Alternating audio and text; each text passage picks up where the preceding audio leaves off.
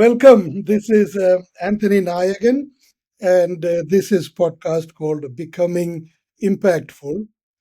I'm an author, I'm a coach, and I'm a spiritual guide, and a guide to merging spiritual wisdom with creativity and modern leadership. And in each episode, I try to bring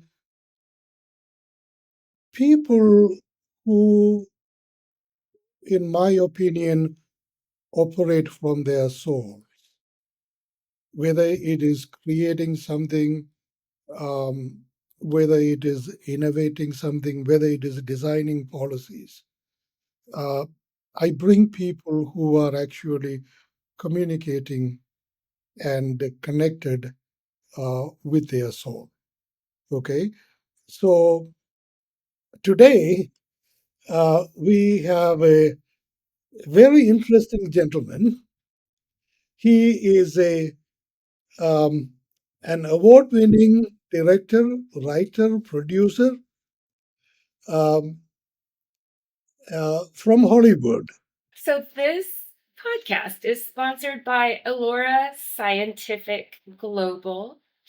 And Elora Scientific Global Corporation is a nonprofit which is transforming education for children who have been affected by political circumstances, poverty, trauma, and neglect through AI powered learning platforms, bespoke tutoring, and smart educational devices. Elora brings personalized, accessible education, especially to those who need it most. Their mission is simple but urgent. No child should be left behind of their education because of circumstances beyond their control. You can learn more or support their work at Elora, which is ELLORASCI.org. And his career spans theater, music videos, documentaries, and feature films. From winning the Best New Director Award at the Los Angeles One Acts Festival to creating acclaimed projects like A Walk on Water and New Tomorrow, Carey has consistently pushed the boundaries of storytelling.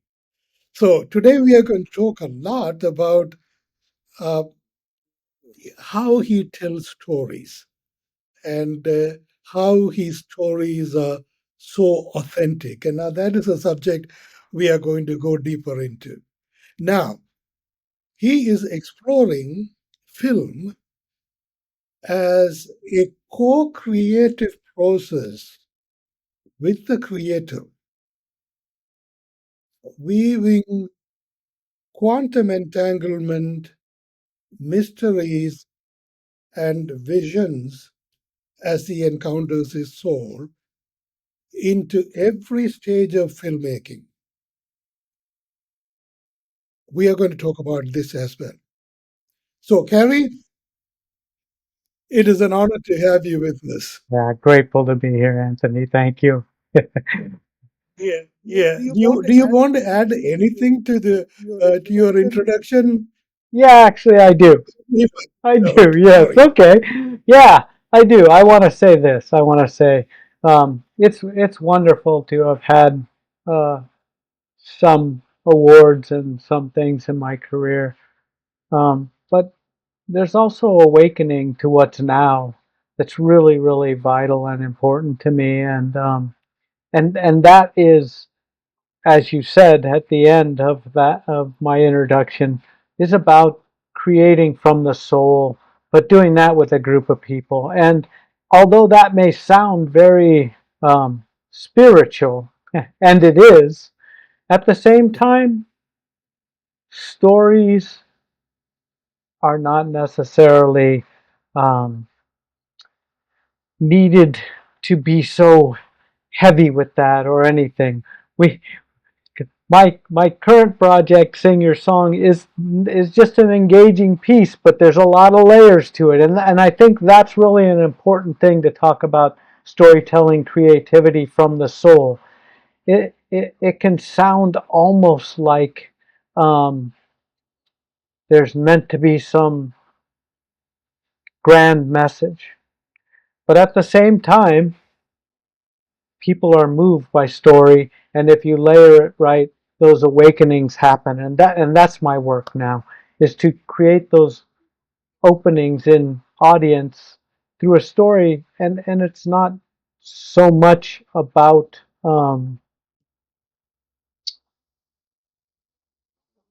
it's not so much about this spiritual aspect as it is just engaging them so that there can be an opening. Well, interestingly enough, it is spiritual, and storytelling is spiritual. I mean, one of the greatest storytellers of all was Jesus, and but the magic of his stories. See, every time you read them, it is new.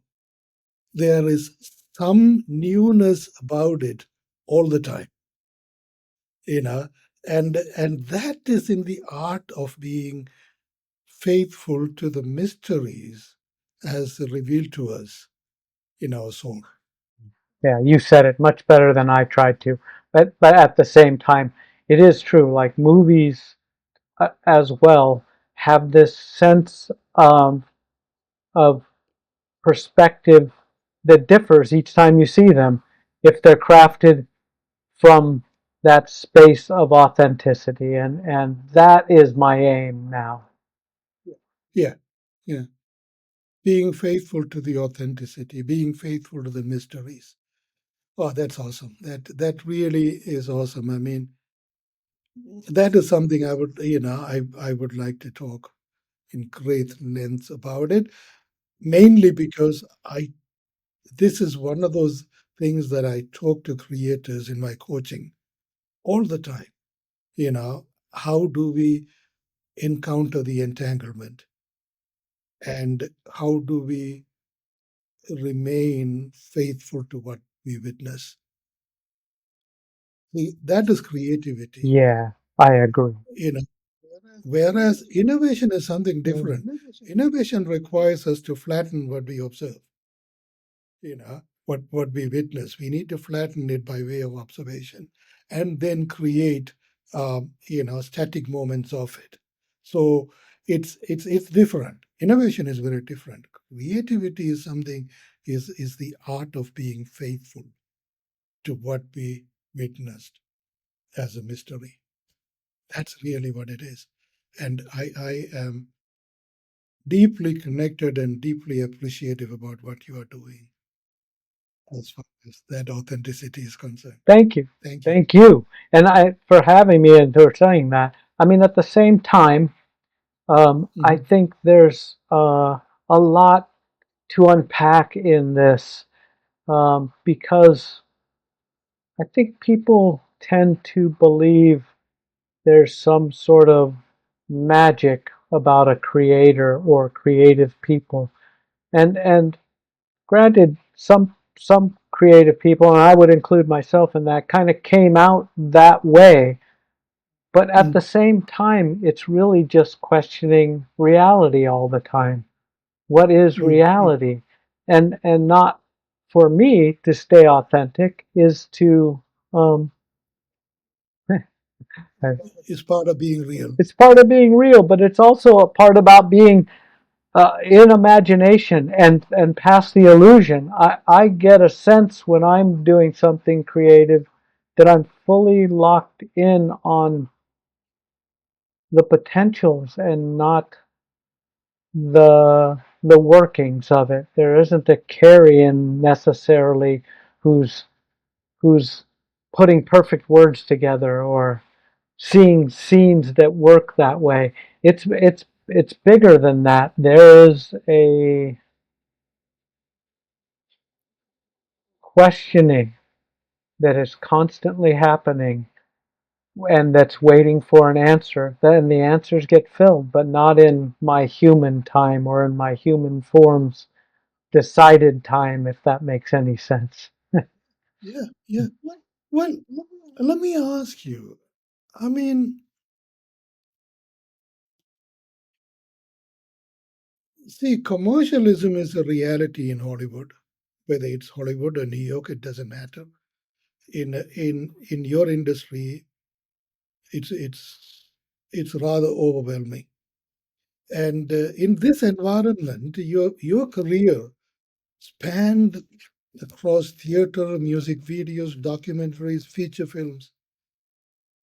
See, looking back,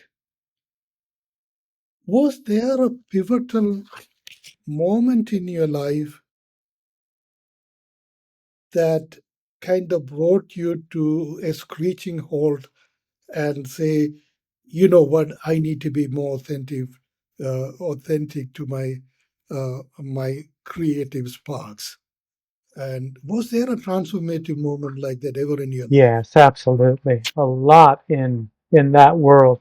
It was a discovery for me. So I worked in many genres because it's a difficult world to fit into, Yeah. and I unwittingly didn't know how uncompromising I was creatively, and at the same time, I felt that I was compromising all the time for people who didn't create whims and the metrics and the money and things like that. And so there's two pivotal moments. One was I made a music video that was on zero, basically zero, $200 or something. I don't know.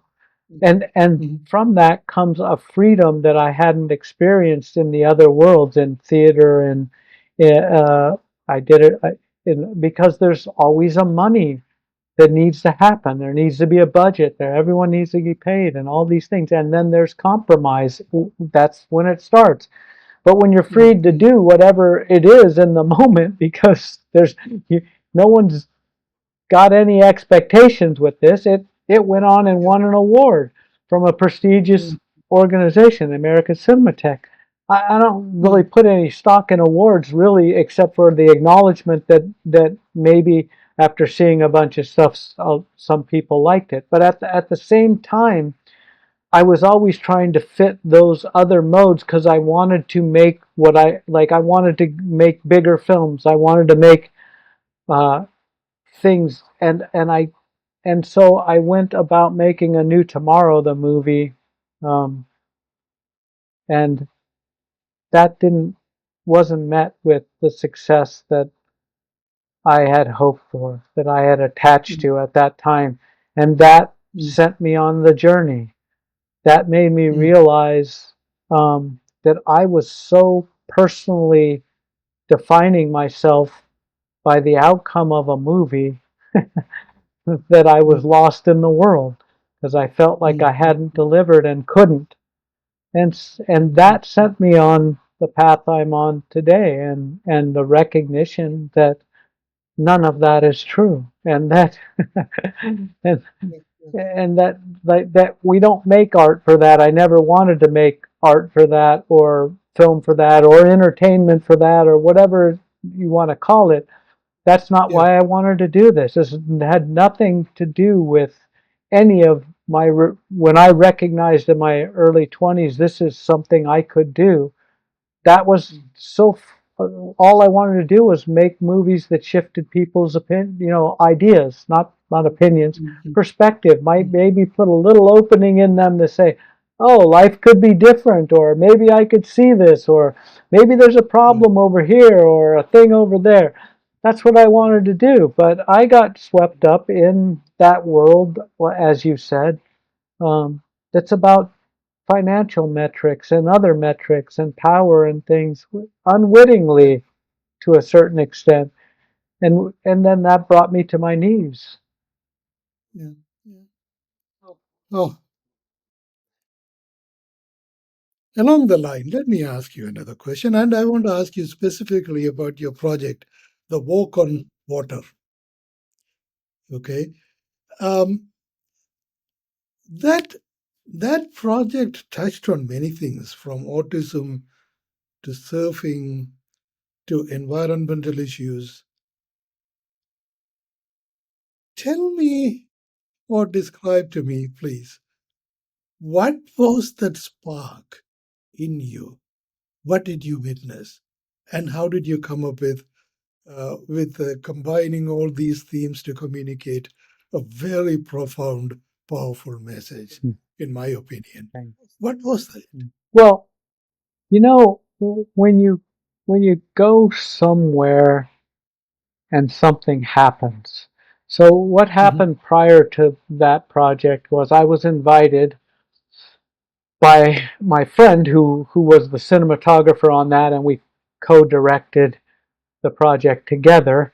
Um, mm, just hit, under unfortunate, very unfortunate circumstances. His father had passed away a few years before this, and had left some money for this organization called Surfers Healing that takes mhm, kids on the spectrum surfing for a mhm, day. Everything's paid for. The family comes to the beach, and all the professional surfers, including the biggest names, will take them mhm, out and give the kids a ride on a surfboard for as many times as they want or can, and depending on the numbers and all that. Well, this friend of mine, father left money to that, so he's I need to preface this with I grew up in Southern California, and I've been surfing since I was 13 years old. So I had a okay. stake in it to begin with, but Okay. but that wasn't really what got me there. It got me, the Hollywood got me there, because I was working with this guy. He happened to surf too in his whole life, and his father did.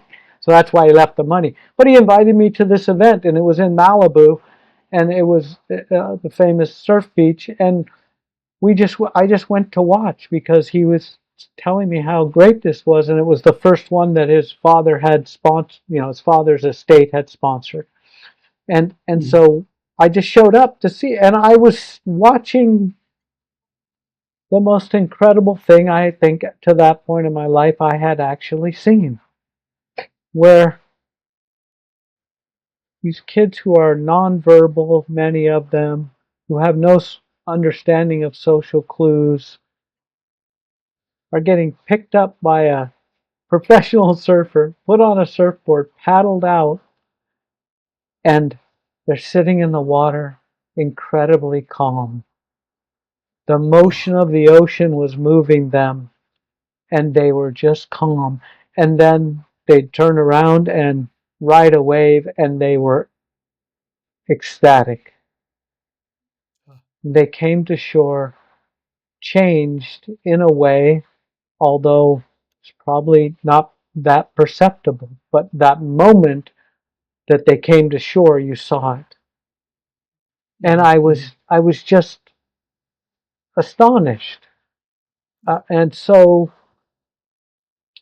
course, I this person who invited me, he and I said, "Oh, we've got to go to the next one, and we've got to bring cameras." Like, so let's talk to them and see what they want to do, and if they want that and whatever. And so that's what we did. And then so once we kind of knew we were doing that, I started talking to the parents mhm, and the surfers. mhm, And the parents described these situations that I had no concept of in my life.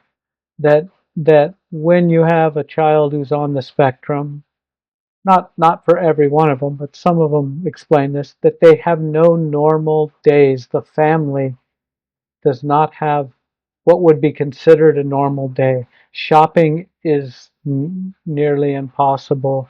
And this, of course, this we made that 20 years ago. mhm, So maybe even a little, no, about 20 years ago. Yeah. So at that time, all the support for autism was kind of there, but it wasn't as big. It certainly wasn't as recognizable to people in the public that maybe someone had. So they were explaining this, but they said, on this beach, on this day, we are in with our tribe. We do oh, not have to worry about our child. we don't have to worry about the judgment of everybody else or the misconceptions that are are thrown at them and all these things. It's just we're just here. And when I yeah, talked to the professional surfers, they many of them said this is better than winning any trophy.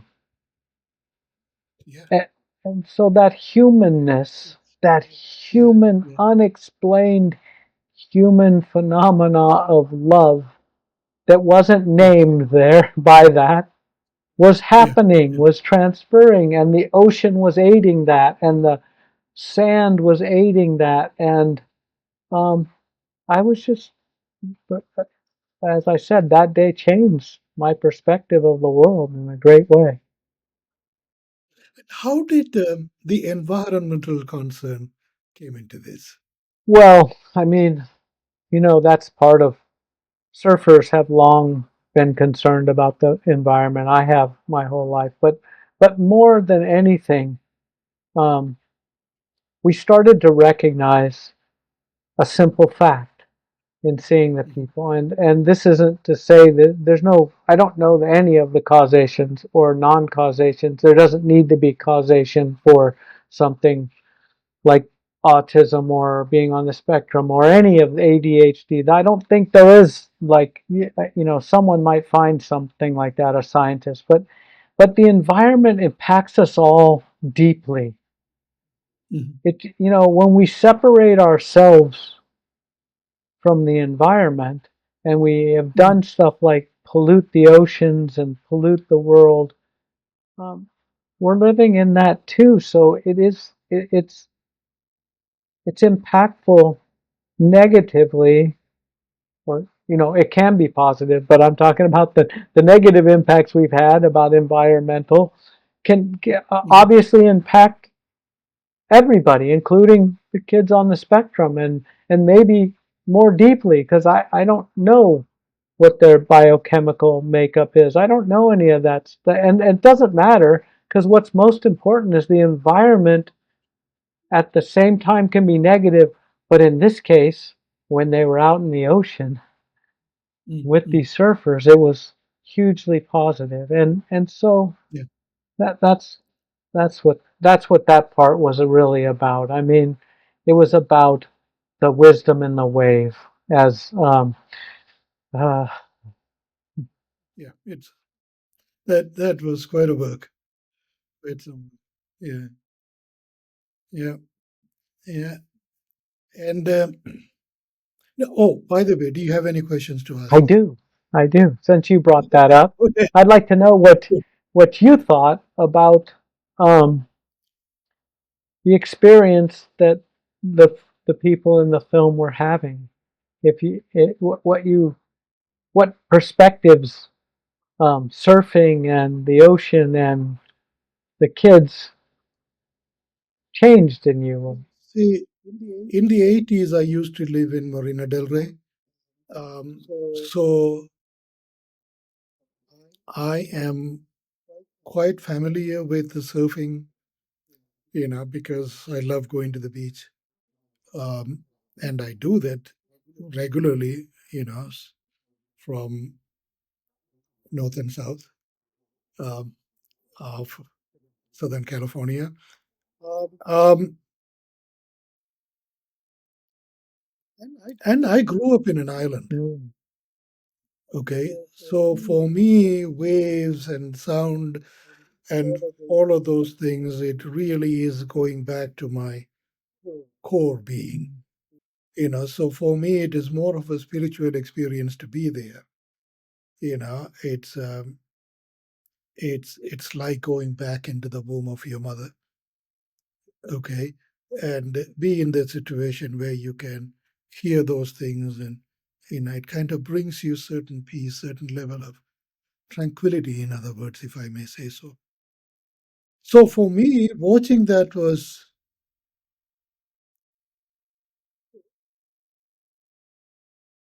it was soul stirring, really, if I have um, way of saying it. But what was different about me in witnessing that project is how gifted those children are. You see, I mean, we live in a world where, in which it caters to children who can fit into certain standards. See, and we don't have a system that knows how to handle children that are exceptions. See, quite frankly, I mean, we don't even know how to teach children who are exceptionally intelligent. Okay. So how do you think we are going to handle children, who have disabilities, which we call disability? Okay. Because that's the standard. How do we do that? And see, that is another reason why I started Elora Scientific. Um, is because of that. I mean, we only have a system that promotes things that can fit into a standard, through a kind of a conveyor belt we call education. That's all we are. See, so for me, watching that project was very inspirational because I could directly witness, those children's what inspires them, what triggers them, what gives them joy. Uh, that was very, very unusual to look at. I mean, for me, even now, I'm getting quite emotional about it. You know, just thinking about it. Um, so that's really how that moved me.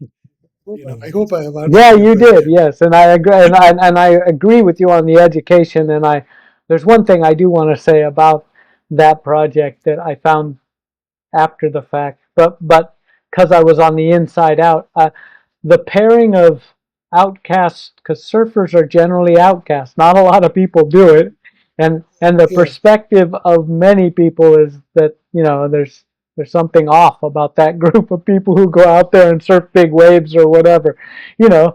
But yeah, but it's that sense, that sensibility to hmm, challenge things and yourself that both sides had in that equation of them surfing together, and mm, and that the surfers knew yeah, the yeah, power of the ocean, because I've often said, um, when I finally realized it, surfing is meditation. When you sit fully on the surfboard waiting for a wave, there's a momentum in the ocean that calms you. And when you're in harmony with nature, riding a wave, the energy exchange is meditative. It it just is. And I know most people know this just by sitting at the shoreline and sticking their feet in the water and feeling that same power. And when you're out there, it's that way. And it was just by luck and discovery that those two groups of people came together to experience that. And mm, I mm, think that synchronicity is so yeah, beautiful, you know. yeah. Yeah, It is. It is. yeah, It is. yeah. Yeah, Um, now I want to ask you, though, I have to ask you about education. I have a lot of thoughts yeah. about this. And so, Uh-huh. but actually, maybe they're not. They are thoughts about it, but they're not directly because I kind of am like that. But I see every individual, and I mean every individual that's ever lived, human and or animal or plant, as a complete one-off. So how can we get education closer to that under not understanding? It sounds like you understand that, and that's what you're trying to provide. But how do we do that? How do we allow? Because I know from my perspective, I wasn't allowed to do what the things that really inspired me in school, and so just because they didn't really exist, they didn't have. room for my learning, and I learned to cover that up. And because I could learn very quickly, I just did what they asked me and daydreamed, and that Yeah. that's in a way it's a little bit of a jail sentence, although I love the daydreaming, but to be forced Yeah. into it is not the greatest situation. So Yeah. yeah. Um, I was not a whole lot different either. I was a big time daydreamer. Um, because I mean, there are people who are imaginative, who are creative. Uh, we are exceptional. And even in the process of learning, we don't exhibit the same habits as standard children who are ready to fit into that mold. We don't. I was a terrible student to begin with. But I'm grateful because there were teachers, there were professors who identified me as somebody unique and took a personal interest in my learning. And that made a heck of a difference in my life. Now, could that be done?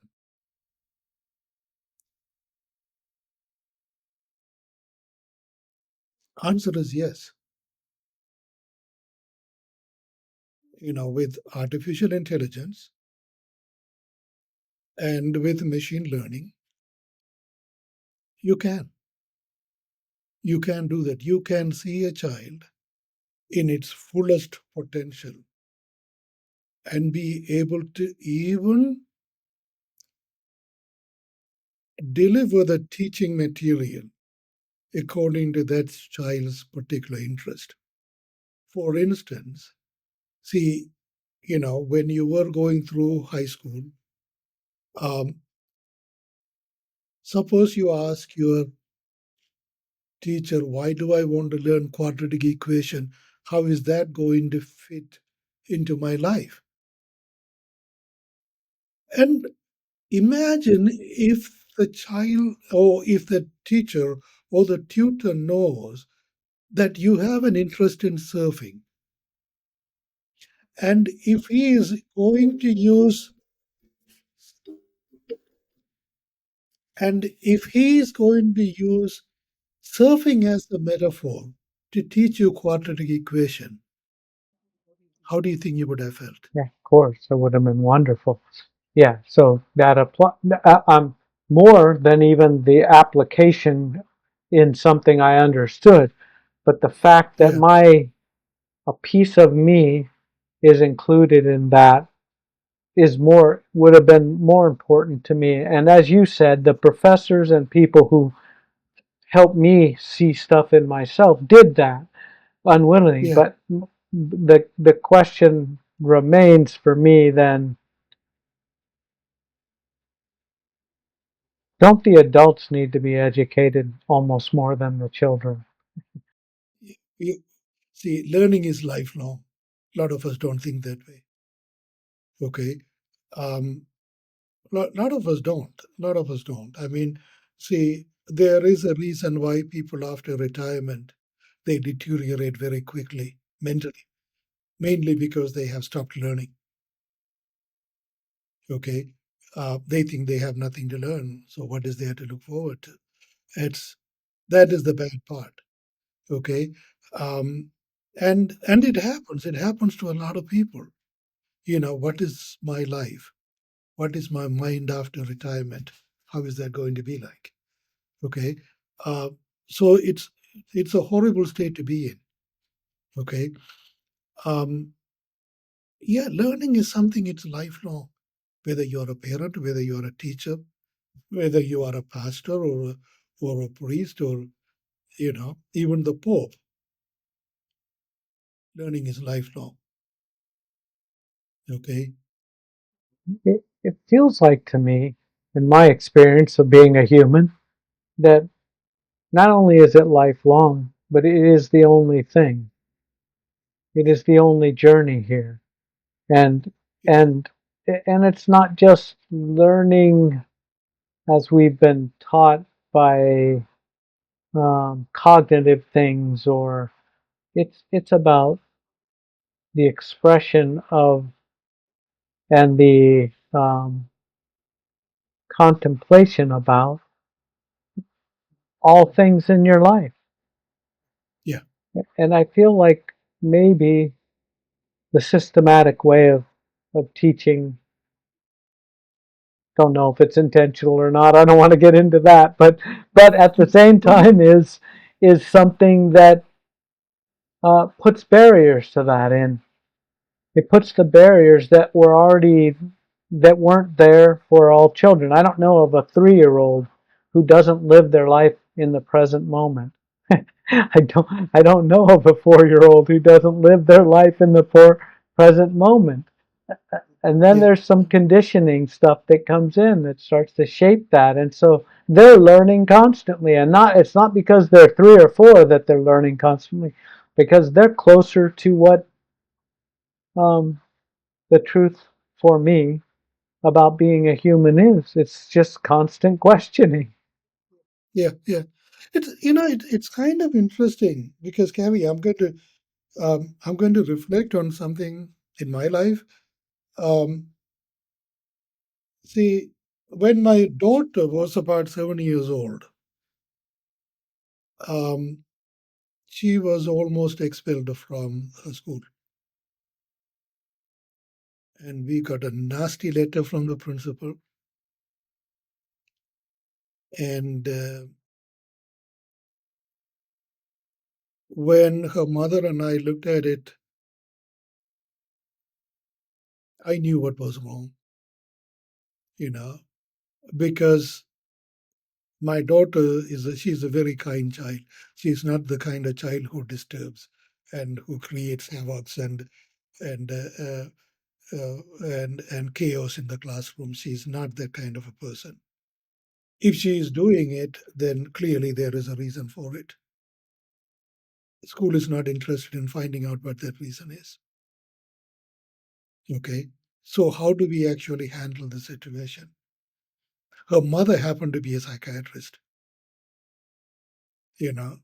So I told her, look, I mean, we thought we will take her to a child psychiatrist. No way. You're going to take my child to a psychiatrist. This is not going to happen. And she said, no, no, no, no, it's not like that.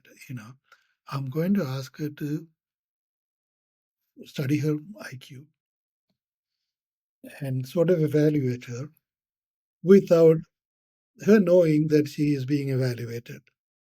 So we actually took her to a child psychiatrist we knew to babysit the girl. Okay. So so during the babysit, she found out what was her IQ was like. It was a genius level IQ. So I asked her to write a letter, a close letter, seal letter, that I can take it to the principal. And she did. Okay. That changed everything, in the life of my daughter. Today, she is 31 years old and she herself is a child psychiatrist. Okay. Um, so, how do we actually handle these sort of challenges? I mean, we were so lucky, and my daughter was so lucky that we were able to do it. But is it something every parent is ready and equipped to do? You see, so can we come up with a solution who can really identify that problem and still be able to, you know, to uh, tutor the child at a level that the child is willing to learn? The child is lending herself or himself to learn. Answer is yes. See, this is really the true scope of artificial intelligence. It is not the rappers as we see them now. The true scope of artificial intelligence, this is one of them. I mean, can we actually identify the uniqueness of each child and be able to tailor the coaching according to the needs and the uniqueness of the child? Answer is absolutely yes. Absolutely yes. That is the reason why I started this foundation. I mean, that's incredibly beautiful. And now I'm going to turn to my favorite subject and put it in Yeah. my perspective. All of this Yeah. is a story. And the Yes. sooner humans understand that everything is a story, and you're telling one whether you think you are or not to yourself and everybody else, then Yeah. we shift the stories. So you're shifting the story by just offering the ability to do that, to find uniquenesses, to use artificial intelligence to educate children in a way. That's a shift of the story. And and talking about the pain of education your daughter went through, I had similar things, not the same but similar pain in education, is a story too. And those stories, all stories are editable, are Mm, being mm, rewritten as we speak, and uh, by some people, but not. There's not cultural momentum mm, behind the mm, understanding of the power of story. mm, mm, And mm, story gets this sense that no, it's it's got a false sense that it's written by extra creative people, but in reality, everyone is only telling a story. Your life is just a story about your experiences and how you perceive them and how you express that. And so, mm. uh, one component which would be really great to your which the work you're doing is that understanding that we all are unique, and that is a Mm. story that people don't understand. They think kids at 7 are all the same. Not one of Yeah. them is the same whatsoever. Yeah. Yeah. No, all of us are created very uniquely. Every one of them. I mean, gosh, you take a look at a tree. Every leaf is different. You know, how do we expect a human being to be fitting into certain standard mold? It's the biggest nonsense of all. That really is the biggest nonsense of all. Yeah, and it takes us out of one thing that I think is a story that gets not much play. We are only a part of this giant universe. Yeah. And in that giant universe, down to, as you said, a tree with no leaves the same, or a patch of grass can be 2 feet by 2 feet. There's not one blade the same. So Not, yeah. why are we trying to be the same? We're Yeah. not meant to be. The system doesn't support the same. It supports the unique. That's what it does. Yeah. It does. It does. It does. But you see, this is where the next question is going to come from. Okay. Um, See, our social systems and um, you know, and the last couple of centuries, and even before that, it kind of molded in a Plutonian, Newtonian, kind of an order of standards and molecules moving one another and creating causations. And see, that's how we have been thinking for the last 2000 years. Okay. Here comes quantum physics. Here comes, you know, non local entanglements, with our own uniqueness and the creator himself. Okay. And see, all of that has come about. And but we don't have a philosophy, we don't have metaphysics, and we don't have anything to say, all right, this is what it's going to have to be like. It's not. We are still holding on to the Newtonian paradigm. We are still thinking like the Platonian philosophy. And, even the church hasn't, done any kind of changes to it. It's still acting on that sin centric causation dogmatism. Okay. Even though none of that is valid in light of quantum physics. But that is what it is. It is not the church alone. Every religion is like that. Hinduism is like that, Islam is like that, Buddhism is like that. Every religion is like that. It's the Newtonian order of causation, molecules pushing each other, of standard molecules. You see, and that's how we are not capable of thinking. Now that leads me to the next question to you. I don't know if you remember it.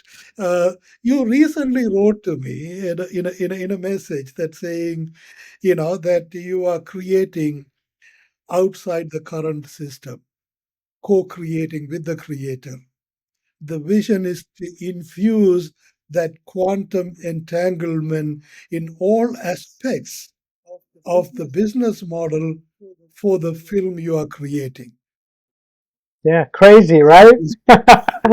Yeah, So crazy. I'm going to ask you, tell me about Well, one, I'm crazy, but two, let me say, I share that way with you, but it. in reality, because I know you understand what I'm talking about, but in reality, that's all we're doing, as you mentioned, uh, quantum physics, the realities, the new realities that break up Newtonian, Plutonian ways of thinking. They're based on, it's all relational.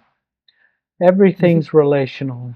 And so, mhm, um, in terms of my own creativity, I have a relation with, you called it the creator. I call it mhm, something different. Doesn't really matter. It's something that's mhm, in me that had barriers put on through conditioning that I didn't understand. When I was able to strip them away and let the story tell itself, because it's its own being. It's not me doing it, and it's also me doing it. And mhm, it's like having a seed. You water it, it grows.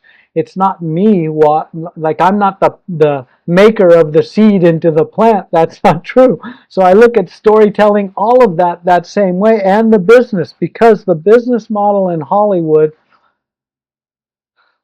is the antithesis to creativity's truth, to authentic self. Occasionally, a movie by a filmmaker will come through that is authentic. Somehow that slipped through the system, and it has nothing to do with outcomes, but people feel that. And that's what I long for. So I realize there's no way in that system for me. And so I had to think about creating something new. But here's the thing that happened, and that's quantum entanglements. I understood mhm, something as a filmmaker, that without audience, there is no film. mhm, That's just like quantum stuff. It's relational. If without them, there's no film. So why would I not want to include the audience from the very seed and let them help water something that turns into a plant?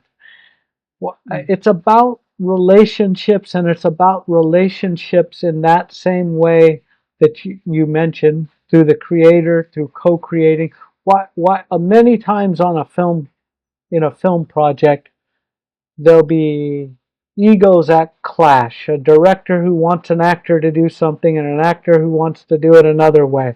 And these are simple examples. Those make no sense when you get beyond truth, or the veil into truth of creativity.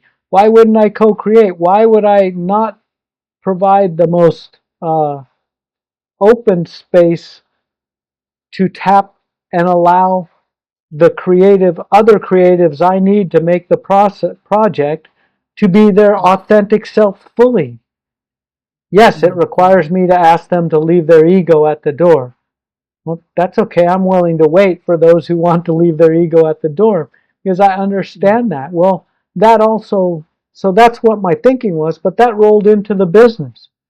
We don't need to be manipulating and doing things that Hollywood does to make you have to see this movie or this or that. We want to take people along this journey that we're doing, sharing it with them, and let them find their most authentic self, whether that is just to watch the movie or to find a way to help get the movie made. And so that's outside of the system. That's quantum for me entanglements. This is not looking at metric based outcomes. It's looking at potentialities for everyone in the ecosystem of one movie to be at play to make that movie become from a seed, become a plant that flowers and drops on everybody that has interest in it and finds its way. And with that, abundance comes. We know that. And in this case, because we're in a system that needs money, that money will show up, that money will grow, it'll do all that. It has, for me, a greater potential to do that than to do what the old system did, which is to make something they believe the audience wants. Now, Mm. that does not mean I'm soliciting ideas from the audience. In fact, it's the opposite. No, it's supporting the vision of the creators and finding Mm. your spot in that if you're an audience member. But that Yeah, isn't about that because no art does that. No, I mean, the universe doesn't do that. So, you know, yeah. yeah. And an art that is faithful to the authenticity of its mysteries, it never fails. You know, I mean, that is what creation is all about. See, a creation has to have, um, I call that the quantum system, or conscious system. Can we create conscious systems? You see, that is what creativity is all about. You see, in the conscious systems, it it has to be something that communicates infinite potential, infinite multidimensional potential. Whereas innovation is not. Innovation is flat. Okay. Creation, on the other hand, if it needs to be authentic, it needs to communicate consciousness, quantum consciousness, in other words. When I say quantum consciousness, it means infinite potential of the quantum nature of it. That comes or that evolves when you're faithful to what you witness in your soul, in your own source of quantum being, quantum consciousness. When you become a direct witness to that, then this sort of creativity evolves. See, many people had been like that. I mean, Jesus was one example, but look at our contemporaries. You know, look at the painters, look at Da Vinci's, look at the scientists, look at the great poets, uh, you know, uh, look at Shakespeare, for instance. See, every time you read Shakespeare, it's something new. It's never a static story. You see, it's always something new. It's always another dimension you are looking into. It's always something new. See, that's how it has to be. I mean, if you create a movie, I need to come back and see it again and again and again for n number of times to truly appreciate, the quantum nature of it. Then you have a successful movie in your hand. That, that's true. And I'll say this because I love this about you. You always say it, the mysteries, Yeah, and I agree with that 100%. I like to frame it in a film term. None of us know what's happening in the next frame. yeah, In life, we don't know what's happening in the next frame, and a movie that does that, not purposefully, not manipulatively, but when it unfolds a story that the audience believes a character should do something, but the next frame they don't, that's yeah. that's quantum entanglement. That's how this works. This life works, and stories and all of the artists and the storytellers and including Jesus. You said that's what they do. They don't do the expected, and it's not out of trying to break the manipulating it.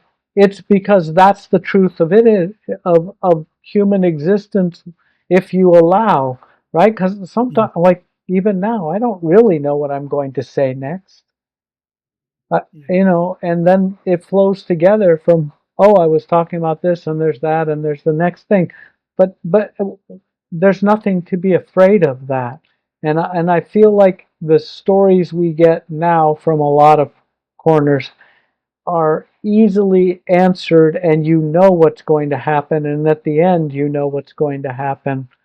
And that's not truth to living as a Mm. human being on earth. Eh, it's just not true to our existence. And so I think, I mean, I love the way you put that, the mysteries, because that is the mystery. The mystery isn't so much, oh, what's going to happen? It's more, like you said, how am I seeing this? How does the audience, I have no way to gauge what your eyes are going to see in my movie.